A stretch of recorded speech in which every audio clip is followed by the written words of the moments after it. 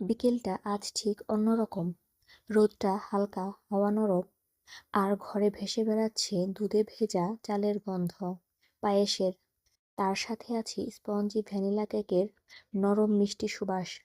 যেন পুরো ঘরটাই আজ একটা উৎসবের মতো। নাস্তাটা শুধু খাবার নয়, স্মৃতি। সময়ের উপরে একটা ছোট্ট ভালো লাগার স্তর। পায়েস, যে খাবারটি শুধু দুধ আর চালের মিশ্রণ নয়। প্রতিটি পরিবারের ভেতরে পায়েসের একটি গল্প থাকে। কারো জন্মদিন, কারো প্রথম হাঁটা, কারো বড় কোনো উপলক্ষ।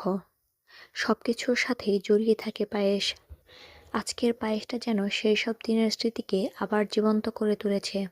আমাদের বাড়িতে পায়েস মানেই একটা নির্দিষ্ট রীতি ছিল। মা সবসময়ই প্রথম চামচটা আমাকে নিজের হাতে খাইয়ে দিতেন। সেই একটা চামচে ছিল শুধু স্বাদ নয়, ছিল ভালোবাসা, নিরাপত্তা, নিশ্চিন্ততা। ভ্যানিলা কেক শুধু কেক নয়, এটা বাড়ির শান্তির ভাষা।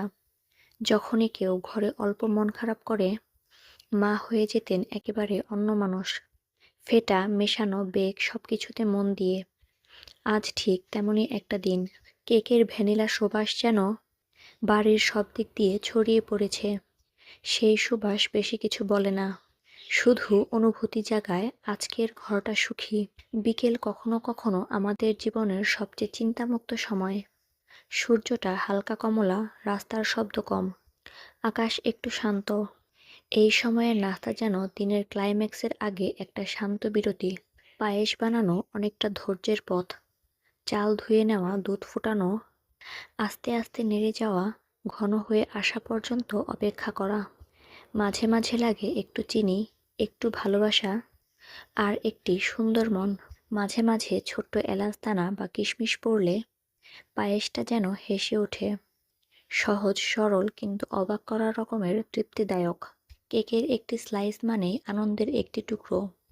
যখন কেক চুলার উপরে ফুলতে থাকে, তখন পুরো ঘরটা অপেক্ষার ভেতর একটা নিবিড় উষ্ণতা অনুভব করে।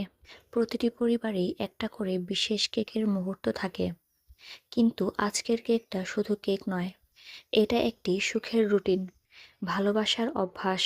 টেবিলের আশেপাশে আজ সব মুখেই হাসি। পায়েসের গন্ধ আর ভ্যানিলা কেকের সুবাস মানুষের মনকে নরম করে দেয়। ঠিক খাবারের মতোই, মুখের স্বাদ কখনো একা আসে না। এটা আসে কথার সাথে, হাসির সাথে, সম্পর্কের উষ্ণতায়।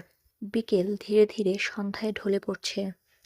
আলো কমে যাচ্ছে, কিন্তু ঘরের উষ্ণতা বাড়ছে। পায়েস অল্প অল্প করে বাটি থেকে কমছে। কেকের প্লেটেও শুধু কয়েক টুকরো বাকি।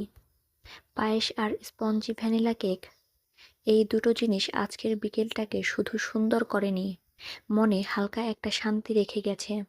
অনেক সময় সুখ খুব বড় কিছু না, কখনো সেটা একটা বাটি পায়েস, কখনো একটি কেকের স্লাইস,